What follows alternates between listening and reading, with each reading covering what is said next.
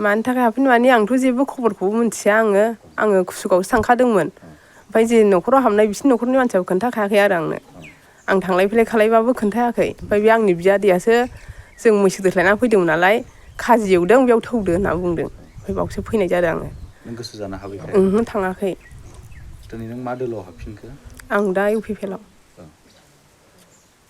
सिगाङाव मा दोलोआव दंमोन नों? इउ पि पि एल आवनोखा। होमबा नों जेबो मिथियावसो हाबहैनाय औ जादों? जेबो मिथिखायाखै जेबो खोन्थायाखै बे आब'मोनहाबो मिथिया। साबेसे थाङामोन?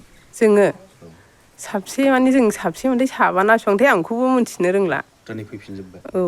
मुङादै नोंनिया? आंना समरसिं मुसाहारि। गामिनि मुङा? सिंग्रिजरा।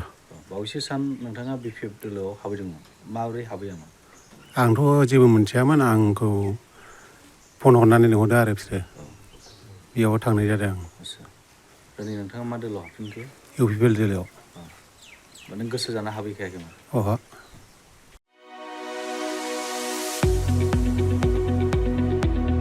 गुन गोनां गोजौ सोलोंथाइ लानो गोसो गुदुं फरायसाफोरनि थाखाय गोजोनथाव खौरां।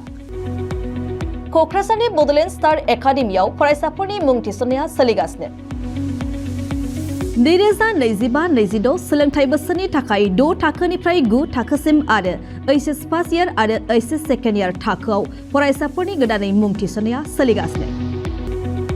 क'क्राझार सहरजों नांजाबनाय साहा फारसे साखाथि तितागुरियाव थानाय बड'लेण्ड स्टार एकाडेमि क'क्राझाराव बड' मिडियामनि 6 थाखोनिफ्राय 9 थाखोसिम साइन्स, आर्टस, कमार्स स्ट्रिमाव, बड' आरो इंलिश मिडियामाव HS फार्स्ट इयार आरो HS सेकेन्ड इयार थाखोआव फरायसाफोरनि गोदानै मुं थिसननाया दासान्दि सोलिगासिनो दं।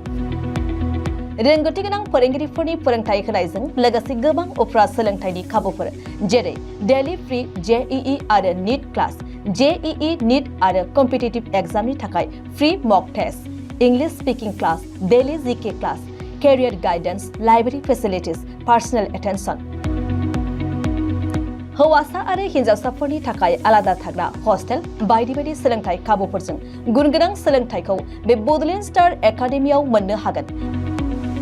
बेनि अनगायैबो मेट्रिक आनजादाव 85% एबा बेनि बांसिन नम्बर मोननाय फरायसाफोरनो बेसेन लायालासे मुं थिसनथाइ होगोन आरो बिपिएल नखरनि फरायसाफोरनो मुं थिसननायाव 20% रेहाय होनाय जागोन।